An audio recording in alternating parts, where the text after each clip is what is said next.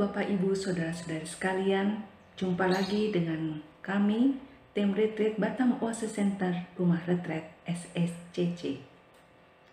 Pada tanggal 1 Oktober, Gereja Katolik merayakan Pesta Santa Teresia dari Kanak-kanak Yesus. Teresia Martin dilahirkan di kota Alençon, Prancis pada tanggal 2 Januari 1873. Ayahnya bernama Louis Martin dan ibunya Sally Guerin.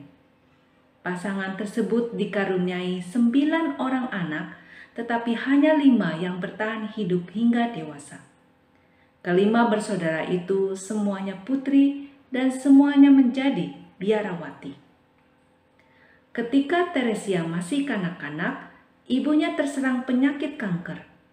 Pada masa itu, mereka belum memiliki obat-obatan dan perawatan khusus seperti sekarang. Para dokter mengusahakan yang terbaik untuk menyembuhkannya. Tetapi penyakit Nyonya Martin bertambah parah. Dan akhirnya ia meninggal dunia ketika Teresia baru berusia 4 tahun.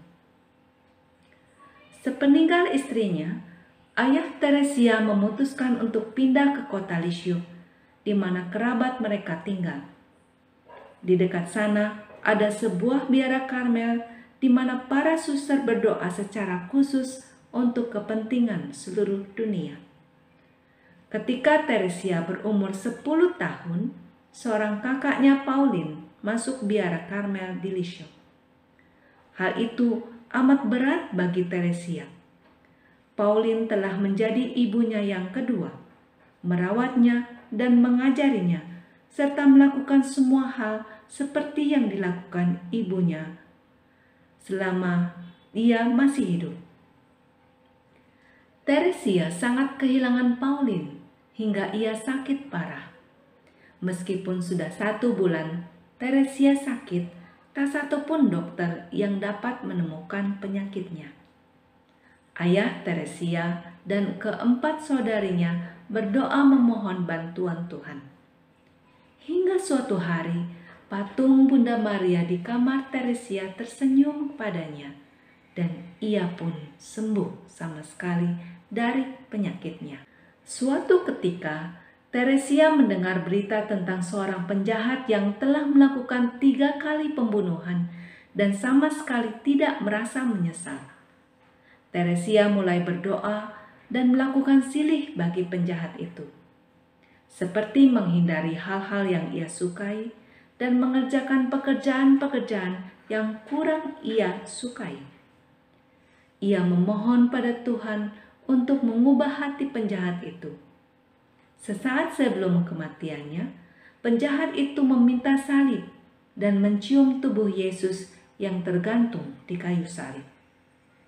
Dan Teresia pun sangat bahagia. Ia tahu bahwa penjahat itu telah menyesali dosanya di hadapan Tuhan. Teresia sangat mencintai Yesus. Ia ingin mempersembahkan seluruh hidupnya baginya.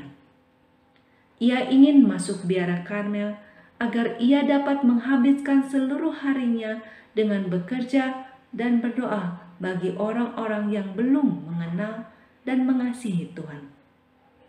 Tetapi masalahnya, ia terlalu muda. Jadi, ia berdoa dan menunggu, dan menunggu, dan berdoa. Hingga akhirnya, ketika umurnya 15 tahun, atas izin khusus dari Paus, ia diizinkan masuk biara Karmelit di Lisieux. Apa yang dilakukan Teresia di biara? Tidak ada yang istimewa, tetapi ia mempunyai suatu rahasia, yaitu cinta. Suatu ketika Teresia mengatakan, Tuhan tidak menginginkan kita untuk melakukan ini ataupun itu. Ia ingin kita mencintainya. Jadi, Teresia berusaha untuk selalu mencintai. Ia berusaha untuk senantiasa lemah lembut dan sabar, walaupun itu bukan hal yang selalu mudah. Para suster biasa mencuci baju-baju mereka dengan tangan. seorang suster tanpa sengaja selalu mencipratkan air kotor ke wajah Teresia. Tetapi Teresia tidak pernah menegur ataupun marah kepadanya. Teresia juga menawarkan diri untuk melayani suster tua yang selalu bersungut-sungut dan banyak kali mengeluh karena sakitnya. Teresia berusaha melayani dia seolah-olah ia melayani Yesus. Ia percaya bahwa jika kita mengasihi sesama, kita juga mengasihi Yesus. Mencintai adalah pekerjaan yang membuat Teresia sangat bahagia. Hanya 9 tahun lamanya, Teresia menjadi biarawati. Ia terserang penyakit tuberkulosis atau TBC yang membuatnya sangat menderita. Kala itu, belum ada obat yang dapat menyembuhkan penyakit TBC. Dokter hanya bisa sedikit menolong. Ketika ajal menjelang, Teresia memandang salib dan berbisik, "Oh, aku cinta padanya, Tuhanku, aku cinta padamu." Pada tanggal 30 September 1897, Teresia meninggal dunia ketika usianya masih 24 tahun. Sebelum wafat, Teresia berjanji untuk tidak menyerah pada rahasianya. Ia berjanji untuk tetap mencintai dan menolong sesama dari surga. Sebelum meninggal, Teresia mengatakan, "Dari surga, aku akan berbuat kebaikan bagi dunia." Dan ia menepati janjinya. Semua orang dari seluruh dunia yang memohon bantuan Santa Teresia untuk mendoakan mereka kepada Tuhan telah memperoleh jawaban atas doa-doa mereka. Setelah wafat, Teresia menjadi terkenal karena buku yang ditulisnya, yaitu Kisah Suatu Jiwa, yang diterbitkan 1 tahun setelah wafatnya. Di Indonesia diterjemahkan dengan judul Aku Percaya Akan Cinta Kasih Allah. Teresia dikanonisasi pada tahun 1925 oleh Paus Pius ke-10. Ia dikenal dengan sebutan Santa Teresia dari Kanak-kanak Yesus atau Santa Teresia si bunga kecil. Santa Teresia bersama-sama dengan Saint Jeanne d'Arc diberi gelar pelindung Perancis. Selain itu, Santa Teresia bersama-sama dengan Santo Fransiskus Xaverius diberi gelar pelindung misionaris.